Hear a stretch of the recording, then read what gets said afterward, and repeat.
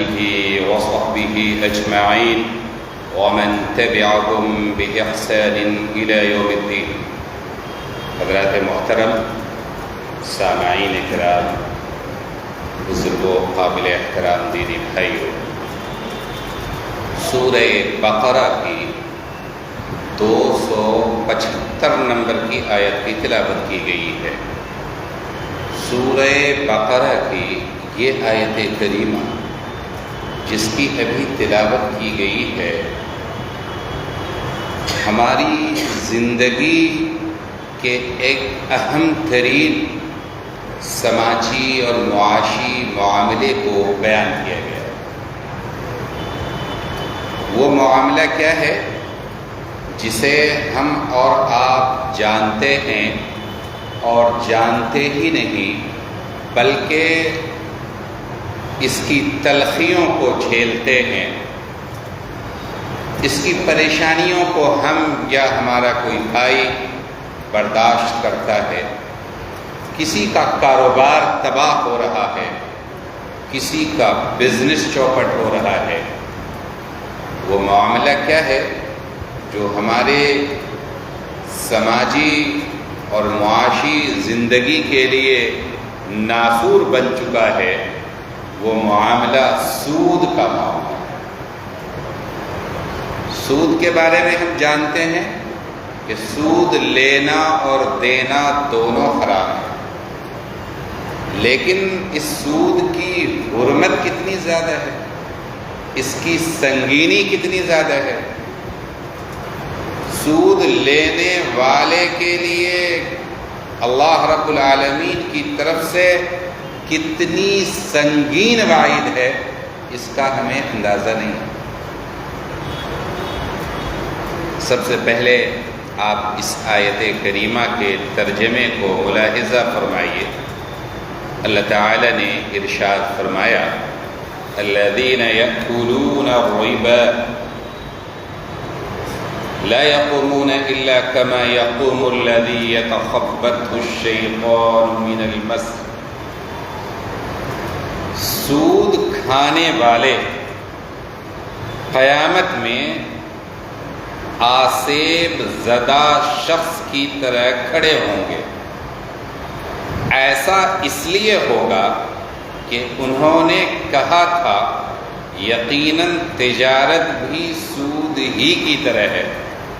حالانکہ اللہ تعالی نے تجارت اور بزنس کو حلال قرار دیا ہے اور اللہ تعالی نے سود کو حرام قرار دیا ہے. تو جس کے پاس اس کے پروردگار کی طرف سے نصیحت پہنچ گئی اور وہ ناجائز کاروبار سے رک گیا، تو جو پہلے لے چکا ہے وہ اس کے لیے ہے اور اس کا معاملہ اللہ کے حوالہ ہے. اور جو اللہ کا حکم پہنچنے کے باوجود بھی سودی کام میں لگے رہتے ہیں، سودی کاروبار کرتے رہتے ہیں، وہی لوگ دوزخی ہیں، وہ ہمیشہ دوزخ میں ہی رہیں گے. میرے بھائی، کتنی سنگین وعید ہے. پہلی بات تو یہ بتائی گئی کہ جو لوگ سود خور ہیں ان کی حالت پاگلوں جیسی ہوتی ہے. دیوانہ، وحشی، چہرے پہ نحوست ٹپکتی رہتی. وہ اس زندگی میں جیتے جی اس کا ضمیر مر جاتا ہے، اس کا دل مردہ ہو جاتا ہے، اور سود کی قباحت اور سود کی شناخت اس کو گھیرے میں لے. اگر یقین نہیں آئے تو بڑا بڑا جو سودی کاروبار کرنے والے لوگ ہیں اس کے اخیر عمر کے حالات کو دیکھیں کہ کیسے تڑپ تڑپ کر کے مرتا ہے. اگرچہ علماء نے اس آیت کریمہ میں کے بارے میں لکھا ہے کہ اس کا تعلق قیامت کے دن سے، کہ قیامت کے دن وہ اس طور پہ کھڑے ہوں گے کہ وہ وحشی اور دیوانے کے مانند ہوں گے۔ جس طریقے سے دنیا میں کوئی آسیب زدہ شخص ہوتا ہے، کسی کے اوپر شیطان کا یلغار ہو گیا ہے، کسی جنات کا اٹیک ہو گیا ہے، اس کے بعد وہ کیسے کیسے کرتا ہے، مشہور ہے نا بھوت کھیلی۔ تو جو بھوت کھیلی والے شخص کی حالت ہوتی ہے وہ اس سودخور کی حالت ہوتی ہے۔ لا یقومون، وہ نہیں کھڑے ہوں گے مگر اس شخص کی طرح جسے مار کر کے، چمٹ کر کے شیطان نے اس کو کیا بنا دیا ہو،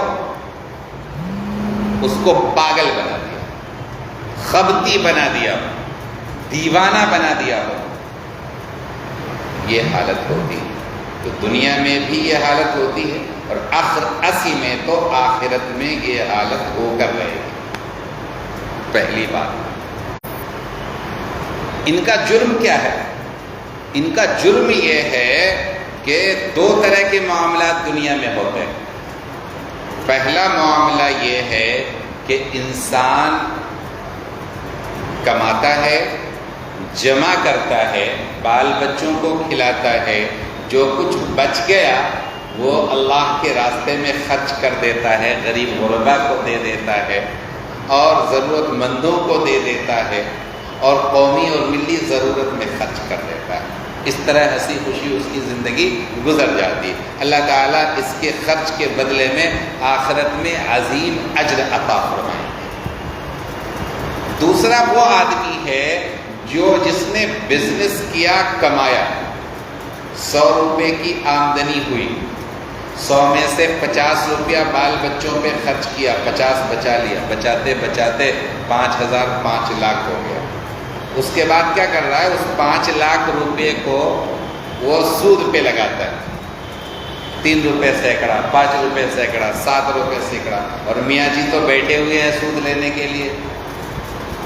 وہ گھوم گھوم کے تلاش کرتے ہیں کہ 3 روپے سینکڑا پہ کہاں ملتا ہے اور 5 روپے سینکڑا پہ کہاں ملتا ہے۔ اسے پتہ نہیں کہ یہ جو 3 روپیہ ہے نا، یہ اس کو بھینجوں کی طرح پکڑے گا تو اس کے سارے سسٹم کو کیا کرے گا؟ ڈبا دے گا۔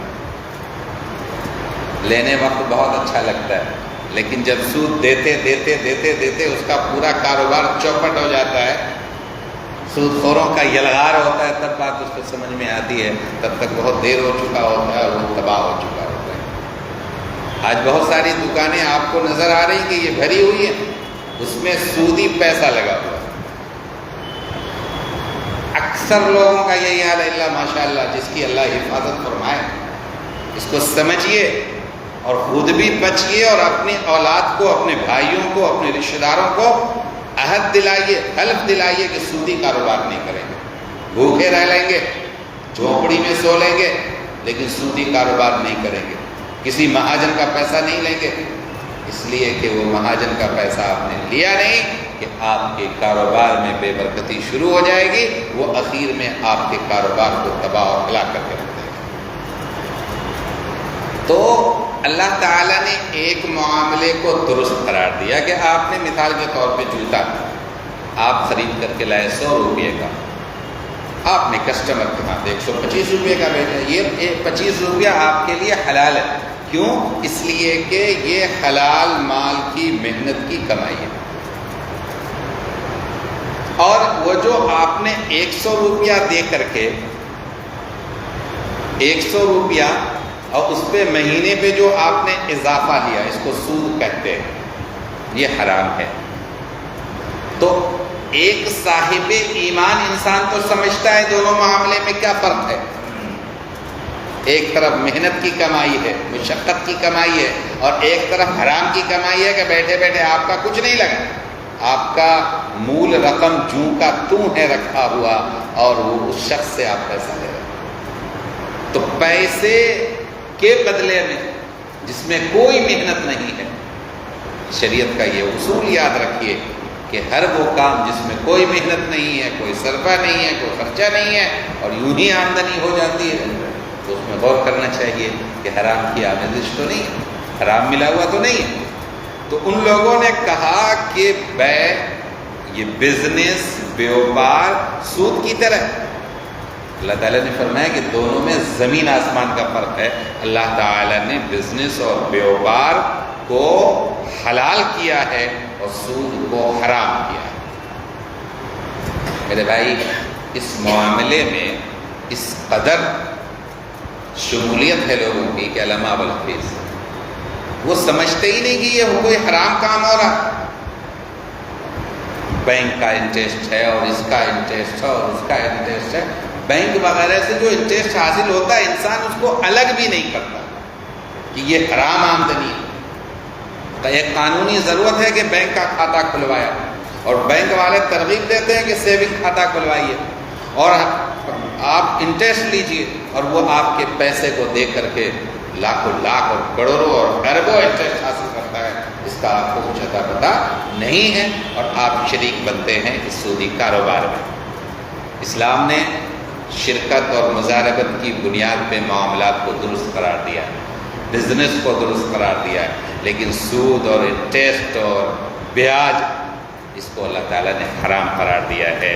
وَمَنْ جَاءَهُ مَوْعِظَةٌ مِّن رَّبِّهِ، جس کے پاس اس کے رب کی طرف سے نصیحت آ گئی اور وہ رک گیا، فَلَهُ مَا سَلَفَ، تو اس کے لیے جو پہلے لے چکا وہ اس کے لیے ہے، وَأَمْرُهُ إِلَى اللَّهِ، اس کا معاملہ اللہ کے سپرد ہے، وَمَنْ عَادَ، لیکن اس کے باوجود کوئی دوبارہ کرتا، اللہ کا حکم آ گیا، جاننے کے باوجود جو سودی کاروبار کرتا ہے، سود کو چھوڑنے کے لیے تیار نہیں ہے، سود کو شیر مادر سمجھتا ہے، فَأُولَئِكَ أَصْحَابُ النَّارِ، وہ جہنمی لوگ ہیں، ہم فیہا خالدون، جہنم میں ہمیشہ ہمیشہ جلیں گے۔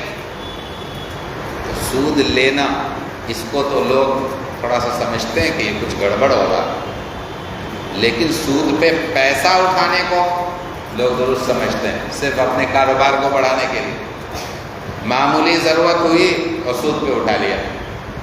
یاد رکھیے، یہ جس طرح لینا حرام ہے اس طرح دینا بھی حرام ہے۔ ہاں، انسان کی جان کو خطرہ لاحق ہو، انسان کی عزت آبرو کو خطرہ لاحق ہو، انسان کسی خطرناک بیماری کا شکار ہو جائے، تو ایسے موقع پہ اس بات کی تو گنجائش ہو سکتی ہے کہ اگر کوئی بغیر انٹرسٹ کے قرض نہیں دیتا ہے تو جان بچانے کے لیے انٹرسٹ پہ بھی قرض لے سکتے ہیں، تو گناہ نہیں ہوگا۔ لیکن عام حالات میں بلا وجہ بھوج کھلانے کے لیے قرض لی جا رہی، سودی قرض بھوج کھلانے کے لیے، صاحب ولیمہ کرنے کے لیے، ایسے کئی لوگ ہیں۔ شادی میں جو واجب خرچ ہے اس کے علاوہ ناجائز اخراجات کے لیے سودی قرض لیا اور ڈوب گیا، اور پوری زندگی جو ہے وہ اس کے تلخیوں کو وہ برداشت کرتا۔ اگر اس کے دل میں یہ بات ہوتی، اللہ کا خوف ہوتا کہ اتنا سنگین معاملہ ہے، اس قدر جو ہے شریعت نے اس کی غربت کو بیان کیا ہے، تو شاید وہ ایسی جرأت نہیں کر پاتا۔ فَأُولَئِكَ أَصْحَابُ النَّارِ، وہی لوگ دوزخی ہیں اور وہ ہمیشہ دوزخ ہی میں رہیں گے۔ کتنی سنگین بات ہے۔ اللہ تعالی ہم سب کی حفاظت فرمائے۔ آگے کی آیت میں ارشاد فرمایا اللہ رب العالمین نے، یمحق اللہ الربا، اللہ تعالی سود کو مٹاتا ہے، وَيُرْبِي الصَّدَقَاتِ، اور صدقے کو بڑھاتا ہے، وَاللَّهُ لَا يُحِبُّ كُلَّ كَفَّارٍ أَثِيمٍ، اور اللہ ناشکر گنہگار کو پسند نہیں فرماتا۔ یاد رکھیے کہ جس چیز میں سودی مال لگ گیا، حرام مال لگ گیا، اللہ تعالیٰ اس کو مٹا دے گا۔ کیسے مٹائے گا وہ اللہ جانتا ہے، لیکن دنیا میں اور آخرت میں تو عذاب ہے، سنگین سے سنگین عذاب کا سامنا کرنا ہے، لیکن دنیا میں بھی اللہ تعالیٰ اس کو مٹاتا ہے۔ اور اس کے مقابلے میں صدقہ، خیرات، زکوٰۃ اللہ تعالیٰ اس کو بڑھاتا ہے. 1 دیا تو اللہ تعالیٰ 70 گنا دیتا ہے. 1 روپیہ دیا تو اللہ تعالیٰ 700 روپیہ دے رہا ہے. 1 دیا تو اللہ تعالیٰ اس کو احد پہاڑ کے برابر بڑھا رہا ہے. حضرات صحابہ کے بارے میں فرمایا نا کہ انہوں نے 1 مد اللہ کے راستے میں جو خرچ کیا ہے، کوئی انسان ان کے اخلاص کے مرتبے کو نہیں پہنچ سکتا. احد پہاڑ کے برابر بھی سونا خرچ کر دے تو ان کے برابر نہیں ہو سکتا ہے جو انہوں نے 1 مد خرچ کیا. یہ کیا اخلاص کی دولت ہے. تو اس لیے اس اصول کو یاد رکھیے کہ اللہ سود کو مٹاتا ہے اور صدقہ کو، خیرات کو، زکوٰۃ کو اور ہر اس مال کو جو اللہ کی رضا کے لیے خرچ کیا گیا، چاہے انسان ہی کو دیا گیا ہو، اللہ کی رضا کے لیے دیا گیا ہے، اللہ اس کو بڑھاتا ہے. اور کہ اتنا بڑھاتا ہے کہ انسان تصور بھی نہیں کر سکتا کہ اللہ تعالیٰ کتنا بڑھاتا ہے. اللہ کا یہ نظام ہے اور اس کا دنیا میں بھی آپ مشاہدہ کیجیے گا. جو لوگ اپنے مال کی زکوٰۃ پابندی سے ادا کرتے ہیں، ہر معاملے میں صدقہ خیرات کرتے ہیں، اللہ تعالیٰ اس کو بہت ساری مصیبتوں سے بچاتے ہیں. اس کے مال کی حفاظت ہوتی ہے اللہ کی طرف سے. جو لوگ اس کام کو کرتے ہیں ان کو یقین ہوتا ہے کہ یہ مال ہمارا برباد نہیں ہوگا. ہمارے ایک دوست ہے کلکتہ کے رہنے والے، بڑے بیوپاری، انہوں نے بتایا کہ مفتی صاحب دعا کیجیے گا کہ میرا 1 کروڑ روپیہ سے کچھ زیادہ پھنسا ہوا ہے، اللہ تعالیٰ اس کی ادائیگی کا انتظام فرما دے.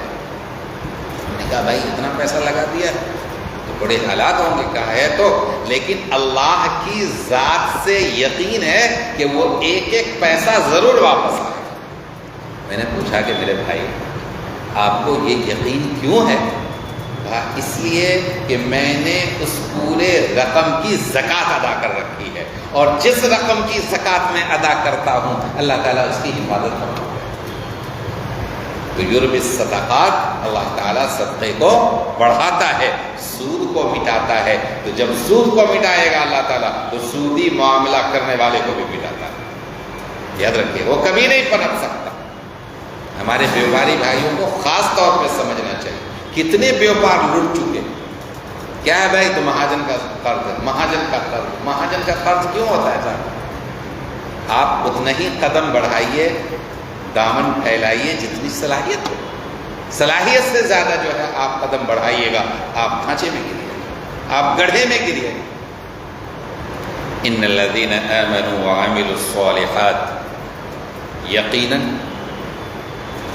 جو لوگ ایمان لائے، جن عمل صالح کیا، نماز قائم کی اور زکوٰۃ ادا کی، ان کے لیے ان کا اجر ان کے رب کے پاس محفوظ ہے. نہ ان کو خوف ہے اور نہ وہ غمگین ہوں گے. یہ ایک عمومی بات کہی گئی کہ ایمان بنیادی چیز ہے. سب سے بنیادی چیز کیا ہے؟ ایمان، اللہ کا یقین، نیک اعمال، اور نیک اعمال میں بھی خاص طور پہ نماز قائم کرنا اور زکوٰۃ ادا کرنا. جو لوگ اس کے پابند ہیں تو انہیں بڑا اجر ملنے والا ہے اللہ رب العالمین کے پاس، اور ان کے اوپر کوئی خوف نہیں ہوگا. وَلَا هُمْ يَحْزَنُونَ، اور وہ رنجیدہ بھی نہیں ہوگا. اس لیے کہ خوف اور غم یہ تو کفر کے لیے ہے. جو کفر کی زندگی گزارتے ہیں، اللہ کی نافرمانی کی زندگی گزارتے ہیں، ان کے لیے خوف ہے، ان کے لیے غم. ایمان والوں کے لیے تو اللہ تعالیٰ نے امن مقرر کر رکھا ہے.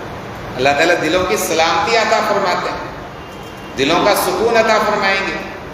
دنیا میں بھی اللہ تعالیٰ سکون عطا فرماتے ہیں اور آخرت میں تو پرسکون زندگی ملنا ہی. یا ایھا الذین آمنوا اتقوا اللہ وذروا ما بقی من الربا، اے ایمان والو اللہ سے ڈرو اور سود کے باقی ماندہ کاروبار کو چھوڑو. جو سود ابھی باقی رہ گیا ہے اسے چھوڑ دو. پھر بتایا گیا اللہ کا حکم آ گیا کہ سود حرام ہے، تو جو اس طرح کے معاملات ہیں اس کو چھوڑ دو، کنارہ کش ہو جاؤ، الگ ہو جاؤ سودی معاملات سے. اس لیے کہ سودی معاملات تمہیں تباہ کر دیں گے، تمہارے کاروبار کو تباہ کریں گے، اس لیے ان کو چھوڑ دو ان کنتم مؤمنین۔ لیکن سودی معاملہ کون چھوڑے گا؟ لالچی انسان کبھی سودی معاملے کو نہیں چھوڑے گا، دنیا پرست آدمی کبھی نہیں چھوڑے گا۔ بلکہ میں نے تو صاحب ایمان کو دیکھا بکھیٹی کرتے ہوئے، میں نے سمجھایا کہ بھائی اس کو چھوڑ دیجئے، کہا تھوڑا بہت تو چلوے کرتا ہے کاروبار میں نے کہا یہ تھوڑا بہت جو ہے نا الاخری کر دے گا۔ اس کے 2 سال کے بعد ملاقات ہوئی، وہ صاحب بولتے ہوئے ہم سے ملے، کہا ایسا ہو گیا ویسا ہو گیا، لٹ گئے پھر گئے۔ میں نے کہا آپ نے تو کہا تھا کہ تھوڑا بہت چلوے کرتا ہے، یہ چلوے کرتا ہے یہ کفریہ بول ہے۔ ایمان انسان کو اس بات پہ آمادہ کرتا ہے کہ اللہ کا حکم ہے کہ سود کو چھوڑو تو چھوڑو، اس لیے فرمایا کہ وَذَرُوا مَا بَقِيَ مِنَ الرِّبَا، اور سودی معاملات کو چھوڑ دو ان كُنتُم مُؤْمِنِينَ، اگر تم ایمان والے ہو۔ اگر ایمان ہے تبھی چھوڑو گے، ایمان نہیں ہے تب بکھیٹی کرو گے۔ فَإِن لَّمْ تَفْعَلُوا، اچھا اگر نہیں کیا کسی نے، سودی معاملات کو نہیں چھوڑا، سودی معاملے میں لگا رہا، سود لینے کا کام جاری رہا، تو کیا ہوگا؟ اللہ نے ایسی خطرناک وعید سنائی ہے کہ پورے ذخیرہ قرآن میں ایسی خطرناک وعید کسی کے لیے نہیں۔ وہ وعید کیا ہے؟ وہ خطرناک چیز کیا ہے؟ وہ سزا کیا ہے؟ اللہ تعالیٰ نے فرمایا کہ اگر تم سود کو نہیں چھوڑتے ہو تو اللہ سے جنگ کے لیے تیار ہو جاؤ۔ اللہ سے کوئی جیتا ہے آج تک؟ کبھی کسی زمانے میں اللہ سے جو لڑے گا وہ ہارے گا نا، جیتے گا کون؟ اللہ۔ تو یہ سود خور کیا ہے؟ اللہ سے لڑنے والا، اور اللہ سے لڑنے والا ہار کر کے رہے گا، وہ کبھی جیت نہیں سکتا۔ پورے قرآن و سنت میں 2 مجرم ایسے ہیں، 2 جرم ایسے ہیں، 2 کرائم ایسے ہیں جن کے بارے میں کہا گیا ہے کہ اللہ سے جنگ کرنا۔ ایک تو یہیں پہ بیان کیا گیا کہ فَإِن لَّمْ تَفْعَلُوا، اگر تم باز نہیں آتے، سودی معاملے کو نہیں چھوڑتے، فَأْذَنُوا بِحَرْبٍ مِّنَ اللَّهِ وَرَسُولِهِ، تو اللہ اور اس کے رسول سے جنگ کے لیے تیار ہو جاؤ۔ اعلان جنگ ہے اللہ اور اس کے رسول کی طرف سے۔ وَإِن تُبْتُمْ، لیکن اگر تم نے توبہ کر لیا، فَلَكُمْ رُءُوسُ أَمْوَالِكُمْ، تو جو اصل مال ہے، قرض دیا نا تو سود تو نہیں لیں گے لیکن اصل مال کو تو لیں گے، وہ ملے گا۔ لا تظلمون ولا تظلمون، نہ تم کسی پر ظلم کرو گے نہ دوسرا تمہارے اوپر ظلم کرے گا، نہ ظالم بننا ہے نہ مظلوم بننا ہے۔ تو ایک تو یہ آدمی ہو گیا سود خور جسے اللہ کی طرف سے چیلنج کیا گیا۔ دوسرا کون ہے؟ ایک حدیث ہے، اللہ کے رسول صلی اللہ علیہ وسلم نے ارشاد فرمایا کہ اللہ تعالیٰ فرماتے ہیں حدیث قدسی، من عادى لی ولیا فقد آذنتہ بالحرب، کہ جو میرے کسی ولی سے دشمنی کرتا ہے میں اس کے لیے اعلان جنگ کرتا ہوں۔ وہ کون سا مجرم ہوا؟ جو اللہ کے ولی سے دشمنی کرتا ہے، اس سے عداوت پالتا ہے، اللہ کے نیک بندوں سے لڑتا ہے، اللہ کے نیک بندوں سے عداوت کرتا ہے، تو ان کے لیے اللہ تعالیٰ اعلان جنگ فرماتے ہیں۔ تو یہ 2 کرائم ایسے ہوئے، ایک سودی معاملہ کرنا اور ایک اللہ کے ولی سے، اللہ کے نیک بندوں سے دشمنی مول لینا۔ یہ دونوں مجرم ایسے ہیں کہ اللہ کی طرف سے اعلان جنگ کیا گیا ہے، وہ کبھی جیت نہیں سکتا ہے، وہ ہار کر کے رہے گا، ہارنا اس کا مقدر ہے، اللہ جیتے گا۔ اس لیے جس جنگ میں ہم ہار جیت نہیں سکتے ہیں کبھی بھی اس کو نہیں کرنا چاہیے، توبہ کرنا چاہیے، استغفار کرنا چاہیے۔ وَإِن كَانَ ذُو عُسْرَةٍ فَنَظِرَةٌ إِلَىٰ مَيْسَرَةٍ، آگے فرمایا کہ اگر کوئی مقروض تنگ دست ہے تو آسانی پیدا ہونے تک مہلت دینی چاہیے، اور یہ بات کہ قرض معافی کر دو تمہارے لیے بہتر ہے۔ کبھی کبھی ایسا ہوتا ہے نا کسی نے قرض لیا، وہ ادائیگی کی پوزیشن میں نہیں ہے، اللہ تعالیٰ نے کہا کہ اس کو مہلت دے، کہہ رہا ہے بھائی 2 مہینہ بعد، تو ٹھیک ہے 3 مہینے بعد دے دینا۔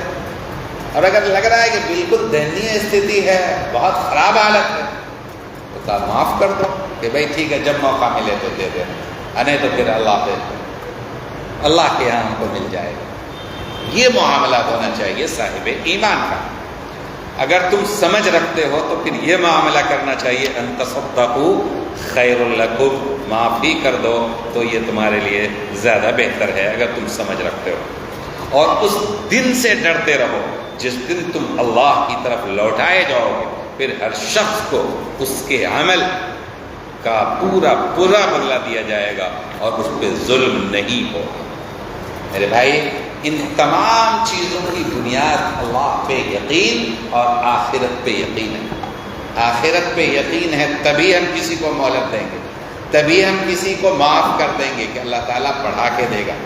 ہم اگر دنیا میں اس کو معاف کر دیے تو اللہ تعالیٰ ہماری گناہوں کو آخرت میں معاف فرما دے گا، اور ہم کو تو ضرورت ہوگی نا کہ آخرت میں اللہ تعالیٰ معاف فرما دے۔